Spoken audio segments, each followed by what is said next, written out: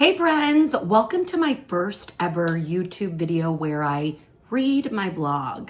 As you may know, in March of 2025, I launched my first ever blog at melissacorrea.blog, and it's called Consider More. And I really enjoy writing, but I recognize that some of my blogs may be a little too long for people to read in one sitting, and I thought, let's test out and see if a YouTube video may work where folks can either watch or simply listen to the blog as they're working in their home or driving. So we're gonna test it out. This is my first ever blog for Consider More. It's called The Thing About Pain. And here we go. How do you measure pain? How much can you tolerate? When is it good? And when is it just too much? In April 2024, in a shameful urgency to rid my home of a few too many empty Amazon boxes, I rushed down the stairs of my home, lost my footing on the doorframe, and crashed down onto the unforgiving concrete porch. If you've fallen, you might be familiar with the slow motion dance done as you go from standing to spilling. In that split second, in an effort to avoid falling down my porch, I contorted my left foot under my body as the stack of cardboard attempted to soften the blow. It was a Wednesday morning. My partner was halfway around the world. My workday was set to begin in 30 minutes, and there was not a soul in sight to swoop in for a rescue. After a quick internal scan of my body and its parts, I summoned every ounce of strength built over the course of my 39 years, and like Rocky Balboa on those famed Philly steps, I got myself back up. Sorta. That's the thing about pain. Sometimes it's paralyzing until it just can't be. I immediately phoned my partner. He was traversing through Europe at the time, and while he did answer the call, there wasn't much more he could do than console me with a few kind words before his next tour began. I breathed through the pain and did the only thing I knew how to do. I went to work. As the adrenaline wore off and the real pain settled in, I sobbed my way to the office.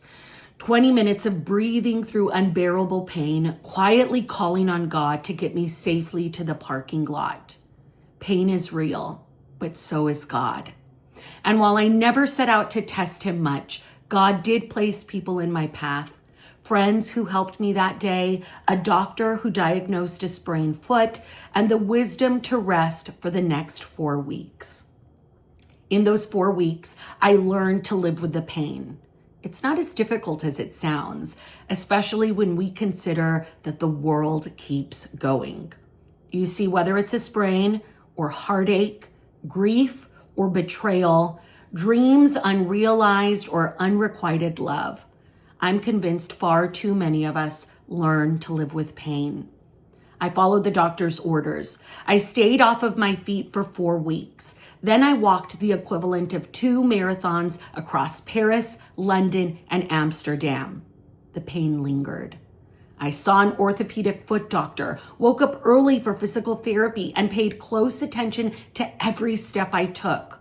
Still, the pain was there.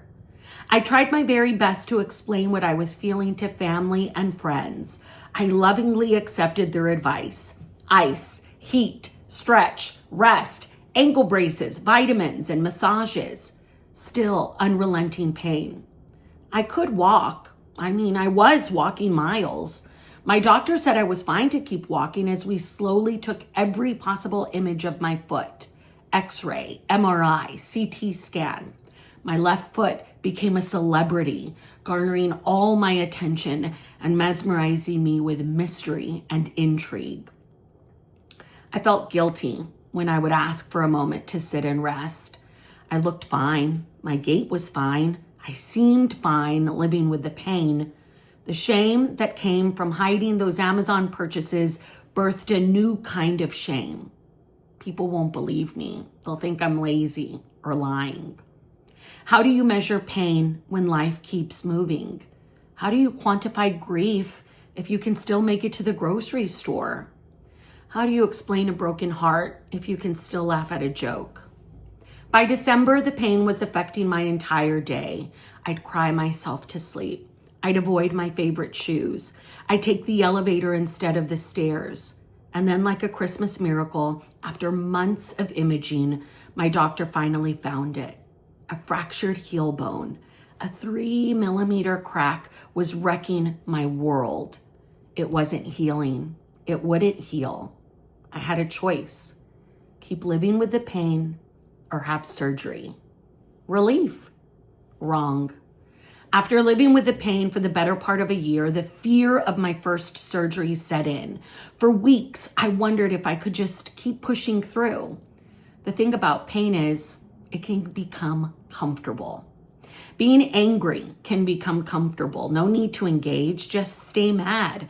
The pain of betrayal can create a false sense of safety in keeping your distance. The grief of losing a parent, partner, or child can form a numbing bubble that turns days into months and months into years. The thing about pain is it can quickly evolve into fear. But leave it to God to find a way in. During an anxiety-filled conversation with my mom, I heard a whisper from him through her words. She gently urged me to do the surgery. "You're only 40, she said. God willing, you've got a big, long, beautiful life ahead of you, and you deserve to live it without pain." She also asked me to consider more. Consider how your body and mind are already overcompensating. Think about how much more you'll endure over the decades if you don't make the change now. Pain begets pain. Ain't that the truth? Hurt people hurt people. And in living with pain, we experience so much more. An experience is lost, opportunities missed, and connections never fully developed. I got the surgery. The pain I once felt in my left foot is gone. It really is. I'm writing to you as I recover, my body slowly recalibrating from the debilitating hurt caused by a fracture no bigger than my little fingernail. The size of the pain does not matter. Pain is pain. The healing process hasn't been as easy as I hoped. I thought 2 weeks down and then back to work. God bless Americans. We don't really know how to rest. But my body needs time. My cells need to regenerate new layers of skin before my stitches are removed and the scar is revealed, a reminder of what once was. Healing takes time. Healing takes time. So how do you measure pain? How much can you tolerate? When is it good and when is it just too much? Only you can answer that. Not your friends, not your family. Your own life, your resilience, your trauma, your history shapes your pain threshold. But I'll tell you this, if you have a chance to let go of some pain through forgiveness, a first date, therapy, or truth-telling, take it. Recovery isn't a race. Don't let anyone convince you otherwise. It might be slow. Your cells might need time, but God willing, you've got a big, colorful, beautiful life ahead, which can be all the more exciting with just a little less pain. Thank you for watching. I'm Melissa Correa. This is an excerpt from my blog, Consider More. If you'd like to read more or learn more about my personal blog, visit my website, melissacorrea.blog. See you soon. Be well.